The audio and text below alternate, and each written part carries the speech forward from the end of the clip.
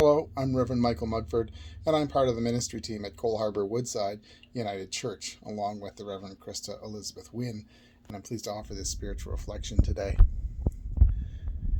When we read in the Gospel of Mark an encounter that Jesus has with one of the scribes asks him, "Which commandment is the first of all?" And Jesus tells him, "Hear, O Israel, the Lord our God, the Lord is one. You shall love the Lord your God with all your heart, all your soul, and all your mind, and with all your strength. And you shall love the neighbor as yourself. There is no greater commandment than these." And the scribe says, "You're right. This is much more important than all of the whole burnt offerings and sacrifices." And when Jesus saw that he had answered wisely, he said to him, "You are not far from the kingdom of God." We have recently come through Holy Week, with each day taking another step toward the inevitable, toward Good Friday, toward the cross, to death, loss, and it culminates with the experience of the resurrection. The journey that Jesus took that week was not his own. It was a journey that each and every one of us takes. Each one of us must walk the path to Jerusalem, to the instruments that will show us the stark reality of our own mortality. Jesus, it's often been said, showed us how to die, but before that, he also showed us how to live as well. In the passage, a scribe encounters Jesus debating with some religious leaders about parables and taxes and resurrection. The scribe, who it seems has been listening to the debate, poses this other question. I don't hear it as a challenge, as some folks have said that it is, but rather, I really think this scribe was really wanting to hear more about what Jesus had to say. And the scribe goes to the very heart of Torah, the very heart of the law and the prophets. The basis for what I believe Jesus' message was about is love, service, devotion to God, and all that God calls us to be. And that's what the scribe and Jesus end up talking about in this passage.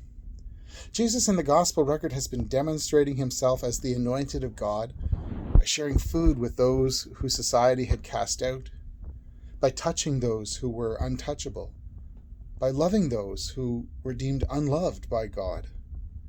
Jesus throughout the Gospels has shown love of neighbor and utter devotion to God and God's call, especially when it places him in direct opposition to the powers of the world that seek profit and power over people and love. Rabbi Hillel is a contemporary of Jesus, and it's said that once when he was asked to recite the entire Torah while standing on one foot, supposedly replied, "What is hateful to you, do not do to your neighbor. That is the whole of Torah," he said. "All the rest is commentary. Now go and study." Now, by the time Jesus came on the scene, perhaps he had heard Hillel's teachings, maybe even took up that challenge to learn. But in the Gospels, Jesus goes further. He not only learns, but he lives the commandment and in turn calls upon those who would be his followers to live, to not only study Torah, but to put it in their hearts and in their minds and in their lives. When the scribe sees that Jesus has taken the great commandment to the center of his ministry, he congratulates him, and he agrees that doing Torah is the path to God in life.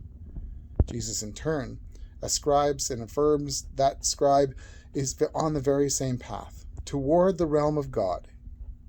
Jesus says, if we will be followers of Jesus, we too must not only learn his story, but emulate his ministry in our lives and in our living as well.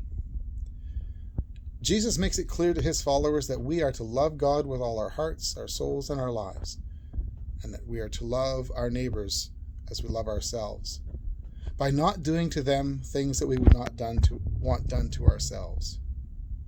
If we are going to take the next step on the journey to the cross with Jesus, then we must check our own lives as that scribe did that day and ensure that we too are in line with Jesus' call to the kingdom. That's the power of Easter, drawing us deeper into the ways of God and into the path of Jesus. Just some thoughts for today. Peace.